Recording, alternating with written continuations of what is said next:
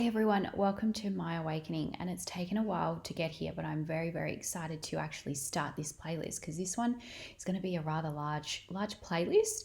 And it's really important to have a really big understanding of everything that we've been talking about and putting it all together and growing from it. So, this is where I would say foundations are really, really important. So, I've given you all of those good foundations, and then celebrate awakenings. And most of all, understand that when it comes to an awakening, we're actually really entering into our own path and we're finding our true purpose and we're going through a lot of those steps to get there.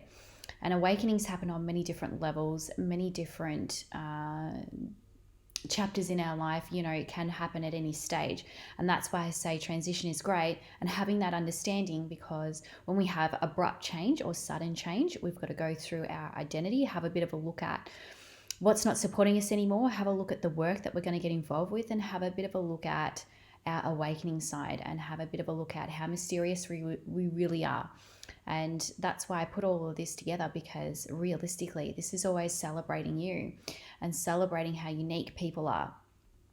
So, what I really wanted to say in this one was awakenings can be quite turbulent. Awakenings can be quite subtle. There's many different planes that you can have an awakening on. So you could have, it can be as simple as not having connection with certain, career, certain life cycles. You could have an awakening on an inner plane. So you could have an awakening on a dream. You could have a precognitive dream. You can have a lot of things going on. That's why I always say there's always things, it's always a happening. It's never boring. I don't really believe in boring lives anymore. People might peer in and think that you're living the most boring life, but it's not. I think it's empathy comes down to perception and perspective building. So if you wanted to be true in empathy, you would need to understand that that's their perception, but your perception is different. Your perspective of doing all of this work is different. This is very tailored work. Like not many people do this. So it's really important to in the awakening especially, is to have a sacred space. This is a space where you awaken, no one else but you. And it's really important to have that good environment. I always say, a flower will always know when it's going to bloom. If you don't have the right environment, you need to have a look at a safer environment and it's key. If you don't have a good environment, it's not going to bring out the best in you. So it's just always really good for an awakening to have a really safe, sacred space, safe people that understand you, people that want to get to know you as well. That's always a good thing. And always have respect and honor as a part of who they are as well. So you'll need to find people with the same values. That's really important.